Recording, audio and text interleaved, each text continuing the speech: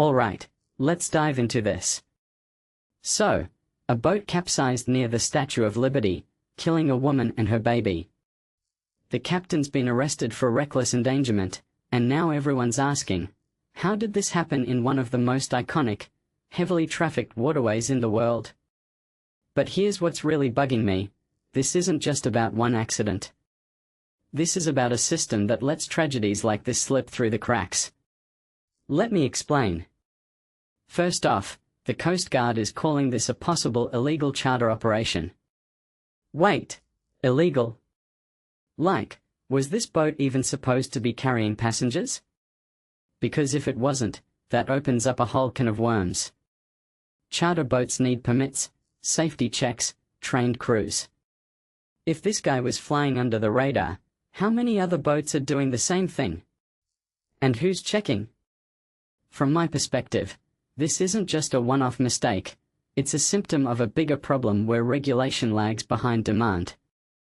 Tourism in New York is massive, and people will pay for experiences that feel unique, even if they're sketchy.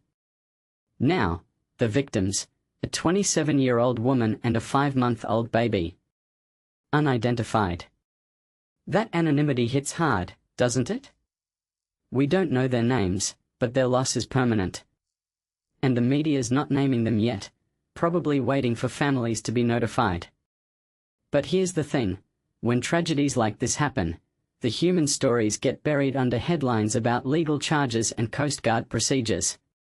We lose the personal element, the raw grief. What were they doing on that boat?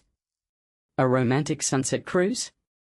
A desperate attempt to see the Statue of Liberty from the water without paying premium prices? We may never know. Let's talk about the location itself. Liberty Island. Symbol of freedom, friendship between nations, all that. But also one of the most photographed, most visited landmarks on Earth. And yet, the waters around it, the same waters where this accident happened, are treated like a theme park ride. Boats zipping around, tourists leaning over rails, snapping selfies. But how often do we stop to think about the risks? The Hudson River isn't a pool. Currents, weather, and traffic can turn a calm trip into chaos in seconds. What many people don't realize is that even in a place this iconic, danger is always lurking. It's easy to romanticize the harbor until something like this happens. And then there's the rescue itself. 11 people saved, minor injuries. That's the good news. But FDNY and Coast Guard response times, were they quick enough? Could more have been done? Or is this just the reality of emergency services in a city this dense? One thing that immediately stands out is how fast this became a coordinated effort. Multiple agencies working together? That's not nothing. But does that erase the preventable nature of the accident? Absolutely not.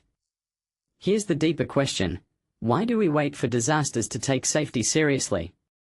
Every time a boat capsizes, a plane crashes, or a building collapses, we react with outrage, then a flurry of new rules.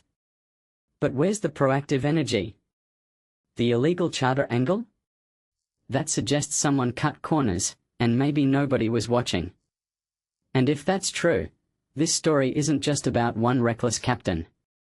It's about a system that prioritizes profit over protocols. So, what's next? The boat's in custody. The investigation will drag on. Headlines will fade. But for the families of those 2 victims? This is their reality. And for the rest of us?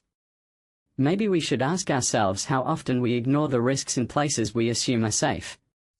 Because the Statue of Liberty stands tall as a symbol of hope, but sometimes, the waters right beneath her feet are anything but calm.